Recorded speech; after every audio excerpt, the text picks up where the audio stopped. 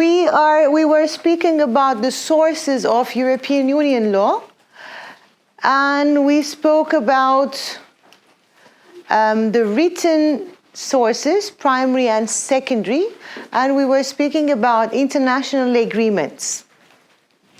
The first type of international agreement, which is considered as a source of European Union law, is the one to which the EU is a party by itself, meaning alone. In this type of agreement, we said the EU is one party, the third country or the international organization is the other party. These agreements are negotiated and concluded by the European Union without the involvement of the member states, because in these areas, the EU's power, competence is exclusive. Therefore, when there is exclusive external competence for the European Union, then the agreement is signed, is negotiated and signed by the EU. The second type of international agreement, which is considered as a source of European Union law, is, can you tell me, maybe, what type of international agreement may be considered as a source of European Union law?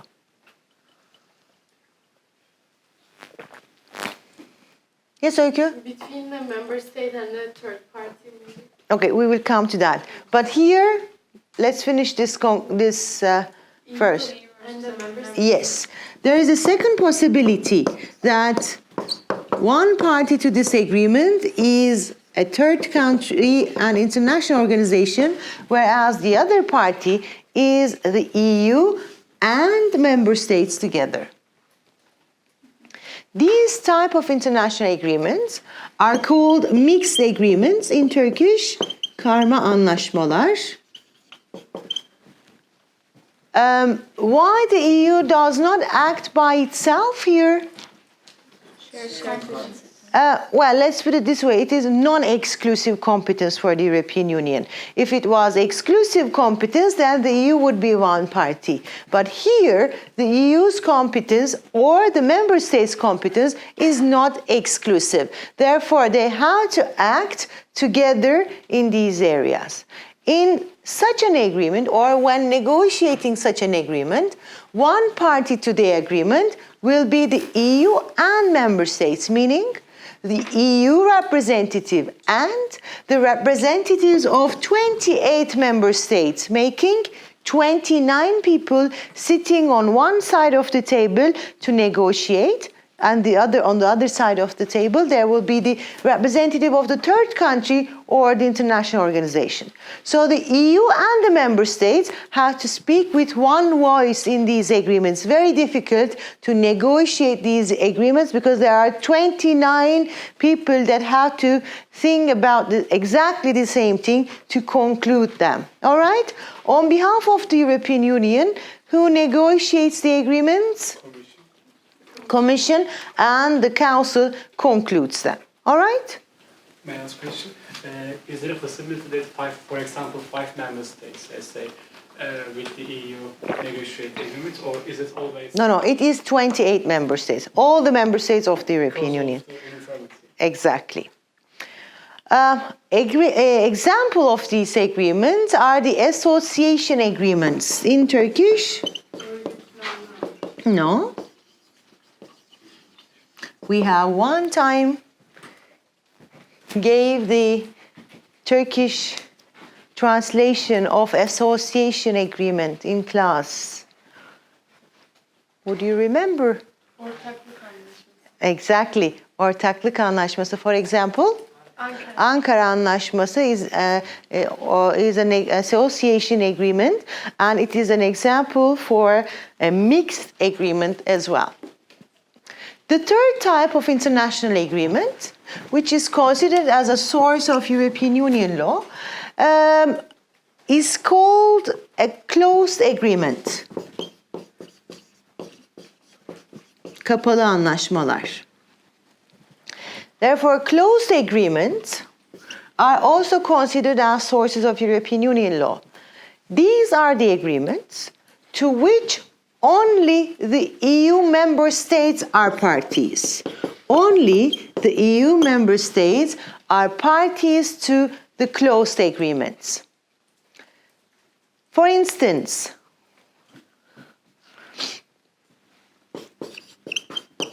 there was a Brussels Convention of 1964 on the recognition and enforcement of court decisions.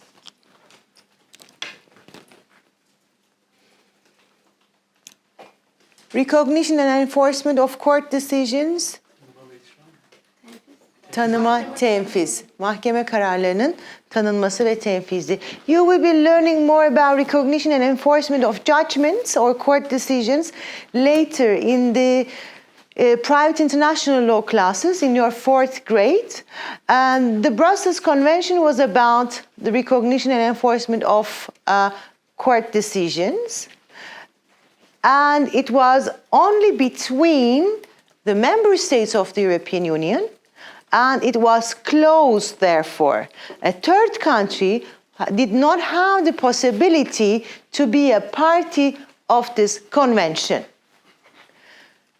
The founding treaties at that time provided for the opportunity or possibility for the member states to conclude close agreements between themselves in this area. Today, there is no such possibility. Instead, there is the power of the European Union to adopt regulations. Do you understand?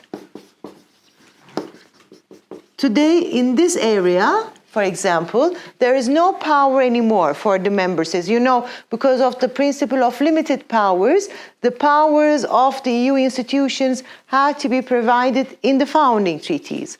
And today, the EU institutions have the power to adopt regulations in the area of private international law since the Treaty of Amsterdam. But at that time, before the Treaty of Amsterdam, there was this possibility for the member states to conclude international agreements between themselves in the area of recognition and enforcement of judgments. All right? The last type of international agreement is an international agreement. It does not have a name, a specific name. An international agreement to which all the EU member states are parties and which includes also third countries. Therefore, contrary to the closed agreements, these are also, there is this possibility for these agreements for the third countries to be contracting parties. For example, the European Convention on Human Rights, the European Convention on Human Rights. In Turkish, Avrupa İnsan Hakları Sözleşmesi. All the EU member states are parties to this convention, and it also includes certain contracting parties which are not EU member states. All right? Good. Then we move to the unwritten sources of European Union law. I will ask you to read them from the book as well. I will only give you some brief explanation. We mentioned 3 unwritten sources of European Union law. First one was the decisions of the Court of Justice of the European Union. General principles of EU. The general principles of European Union law, general principles of international law. The decisions of the Court of Justice in the 9 type of actions, as we have mentioned here, under the exclusive jurisdiction of the court, are binding for all the member states as well as for all the individuals.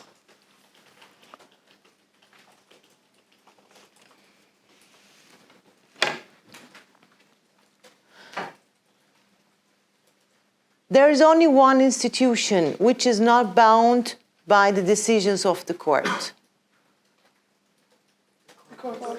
Yes, the court itself.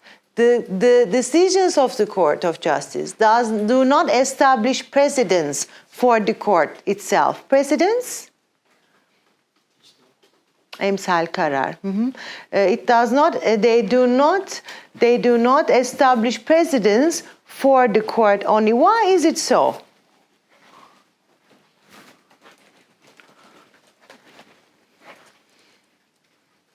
Yes, Deniz? Female one. Yes. Because EU law is a new law system and it has to be dynamic to adapt new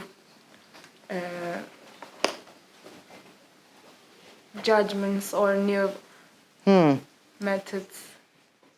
And what is the role of the court here?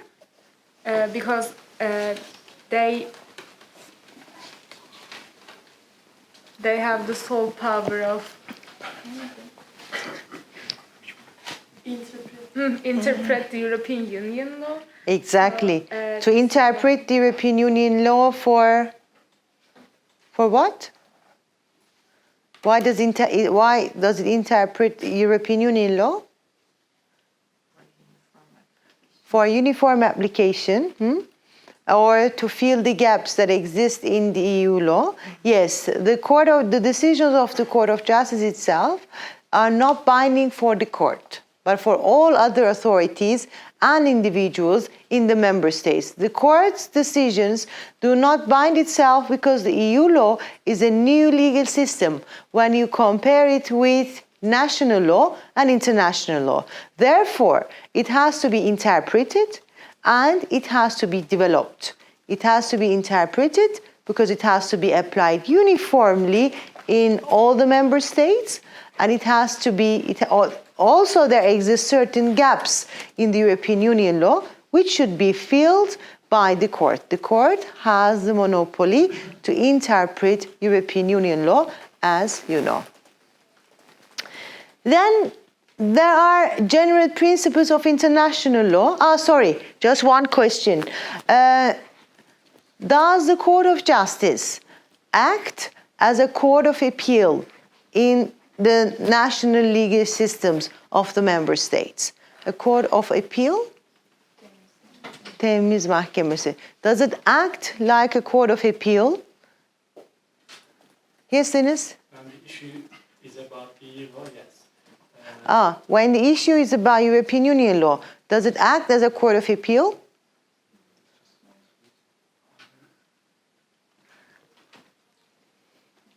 Is the Court of Justice a court of appeal for the national courts of the member states? Nahir, you want to say something? Yes, I guess when there is a problem in, for example, in the national court, the judge stays the proceeding and refers to the Court of Justice, and then it is binding for that judge, and there is. But is this an appeal? No, it is. This is a preliminary rulings procedure. Yes, that's why there isn't any. There is not any appeal procedure. Yes, okay. Isn't this a court of first instance? The Court of Justice. Isn't it? I mean. What do you mean? They don't see the cases that are already seen before. Are you saying or are you asking? I'm asking. Okay, we'll come to that. Okay. Yes, Kaan? As far as I can remember, if the parties provided so in a contract or etc., whether the European Court of Justice has the competence, it can. But No, as a court of appeal? yes. No. The Court of Justice is not a court of appeal at all for the national courts. Not possible. All right? But Yes? it's true for normal judgment. Because I remember some kind of... No. We spoke about something else, where the parties can have a provision in their contract. The Court of Justice at that time will see this dispute as an arbitrary tribunal. It is not. Yes, it is not. It is not as a court of appeal. The first thing is that the Court of Justice of the European Union is the highest court in all the member states' legal systems. Okay, it is the highest court. However, this does not mean that it acts as a court of appeal. When you say that a court is a court of appeal, then you want to say that the decisions of the national judgments can be appealed before the Court of Justice.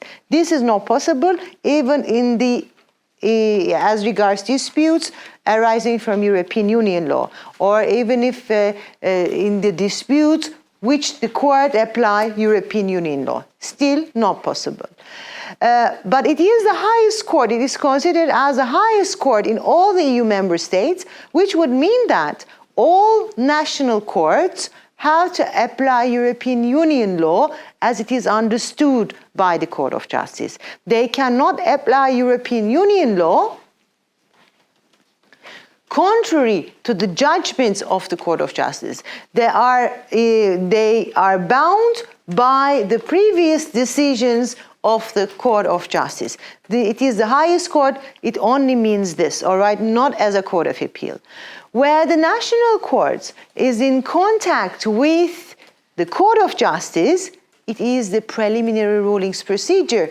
And the preliminary rulings procedure, as we have mentioned when we spoke about the procedure, is by no means an appeal procedure. In the preliminary rulings procedure, the main dispute is still pending. Pending? Pending? We have a very good term for that in Turkish. Derdest. Meaning it is still seen by the court. The dispute is seen by the court at the moment, it means. Therefore, as we stated, the only time where the national court is in contact with the Court of Justice is through the preliminary rulings procedure, and there the main question, the main dispute is still pending before the national court. Therefore, the procedure only provides for the uniform application and interpretation of European Union law. The main dispute will be solved by the national court when? When will the national court solve the main dispute before it? In the preliminary rulings procedure? When they get an answer from the Court of Exactly, when it receives an answer from the Court of Justice. Therefore, this is again no appeal procedure. There is an appeal procedure between the General Court and the Court of Justice, all right? In very limited situations,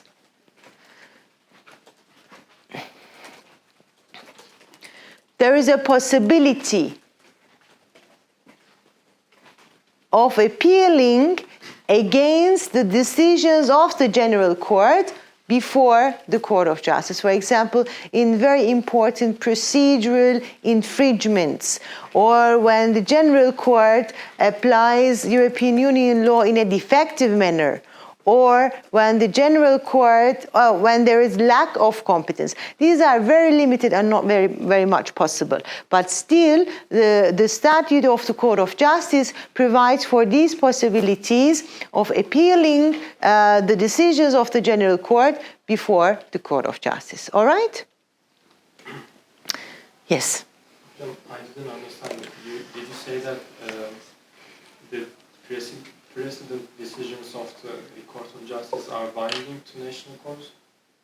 Of course. The decisions of the Court of Justice are binding on the national authorities, national courts, national administrative authorities, national parliaments, and individuals. They do not establish precedent for the court itself, means the court is not bound by its previous decisions because it has to change it. It may need to change it during time. It is still a new legal system. Imagine that this legal system was established in when was it established? In 1950? 1950 Schuman Plan. Starting from 1952, therefore, this new legal system has emerged, and there are very early decisions of the Court of Justice. Therefore, they had to be changed, they have to be reinterpreted by the court itself, depending on the needs of the day, depending on the policies of the European Union, depending on the technology, for example. Therefore, the court may need to change them during time. Therefore, they do not bind the court. The court is not bound by its previous decisions. It may decide totally the opposite in the next decision. But the national courts are bound by it. Are bound, yes. But I don't understand, because we said that national courts cannot appeal to Court of Justice. So if they cannot appeal, doesn't that mean that they are seeing different cases?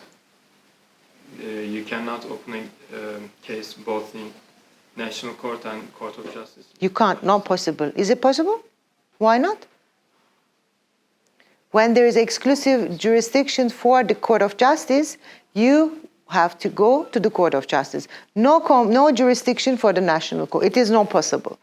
When there is a jurisdiction for the Court of Justice, you go to the Court of Justice and the dispute will be seen by the Court of Justice. So then how are they bound by the decisions of the Court of Justice if they are seeing the different cases, different subjects? Because we have mentioned it before and I will be mentioning it today. There are only 9 types of actions under the jurisdiction of the Court of Justice. But there are many other disputes related with European Union law. If the Court of Justice is not seeing them, who will see them? No, Court of Justice of the European Union, I mean. The national courts. In such cases, the national courts will act like EU courts, meaning the national court will solve the dispute applying the European Union law.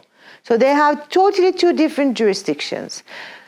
But when the European Court of Justice sees the disputes under its jurisdiction, it has to interpret founding treaties, for example. It has to apply certain secondary instruments, such as regulations, directives, decisions. And in national court, when these instruments are in question, the national courts are bound by the previous decisions of the Court of Justice, okay? That means that, or it does not mean that they will be seeing the same dispute. It is not possible legally. All right? When something is provided under the jurisdiction of the Court of Justice, the national court cannot see it. Even if it sees that dispute, it will have no binding effect at all. All right? Then we have the general principles of international law. The European Union is, of course, one of the subjects of international law. And it is bound by the principles of international law as well. Therefore, as all other subjects, although there is no definite list of general principles of international law,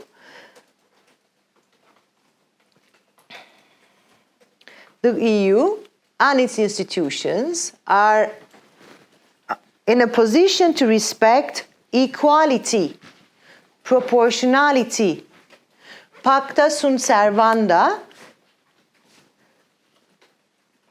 legal certainty, protection of human rights, including the rights of minorities, and good faith.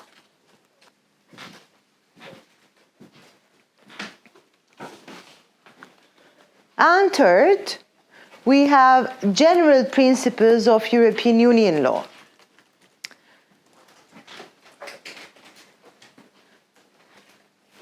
Like general principles of international law, there is no list for general principles of EU law. they are mainly based on the decisions of the Court of Justice of the EU. Therefore, it is the court that develops the general principles of EU law. How does the court develop the general principles?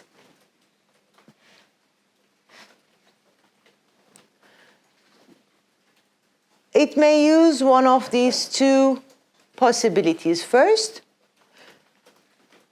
it may resort to the founding treaty by interpreting certain provisions of the founding treaty. It may establish certain general principles, or by looking at the laws of the member states. For instance, do you remember about the actions for damages? The actions for damages. There we said the Court of Justice deals with this type of action and applies the general principles common to the laws of the member states. Do you remember? Yes, there to find out what is illegal action, what is fault, what is causal link, what is the amount of compensation to be paid. The Court of Justice looks at the legal systems of the member states and finds out certain common principles. And by looking at these legal systems, the Court of Justice may find out certain principles which can also be adopted by the European Union law.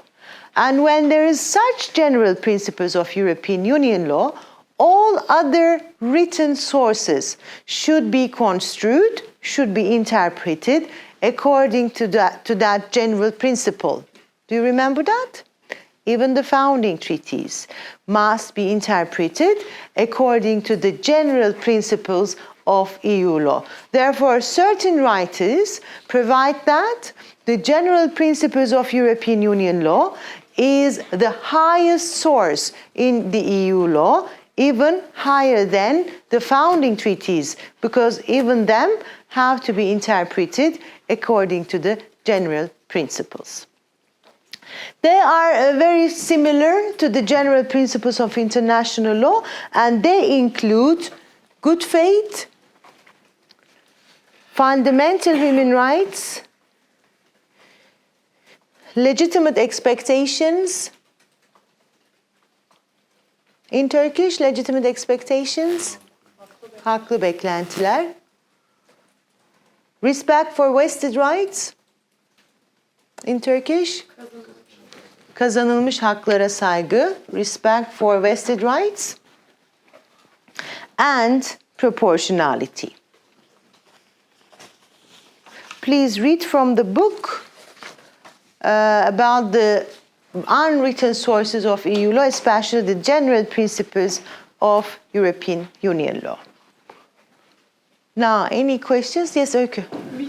We make a distinction between the general principles of international law and EU law, but for example, we said proportionality for both, and doesn't it have to be different? Because No. when we are specifying EU law, I feel like it has to be something that EU only applies. No, EU is a subject of international law anyways. So I feel like it's a sub-content, isn't it? No, well, the Court of Justice may have interpreted in a different way, but it cannot be in conflict with the principle of proportionality as adopted by international law, because the EU is anyways bound by the principles of international law, okay? But when applying the principle of proportionality, the Court of Justice may have adopted just a different, not contrary, but a different approach or a different definition. Okay? Yes? How did the Court of Justice develop these general principles? Over years. But how? What do you mean? With its judgments? Are they Did they come up with them through practice? They always come with different disputes, usually with the preliminary rulings, for example. Most of the time. When the National Court asks for the interpretation of a treaty provision, for example, the Court of Justice starts to look, we will be seeing what it looks. It will look at the spirit of the treaty, it will look at the general scheme of the treaty, it will look at the history, why such provision is provided, and then from that provision, it may infer certain general principles of EU law.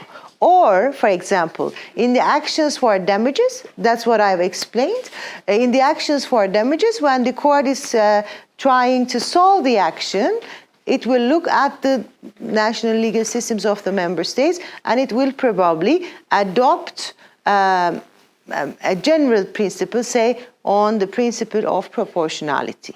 All right? So it will be about the cases in the exclusive jurisdiction of the Court of Justice. Yes, I understand that, but I don't understand how and why did they choose equity, proportionality. Equality. Equity is something else. I thought it was Equity is I know. Mm-hmm. Equality. For example, non-discrimination. Before courts, I believe, proportionality. How does it come before the courts? I did not understand the question. No, fine. The same principles in international public law? It may not be, because that is related with what she has asked. As this is a subject of European international law, the EU itself is also bound by those principles. But for example, when the Court of Justice is interpreting its founding treaties, it may have another stance, not necessarily the same one with international law, but it may not, of course, be in conflict with that.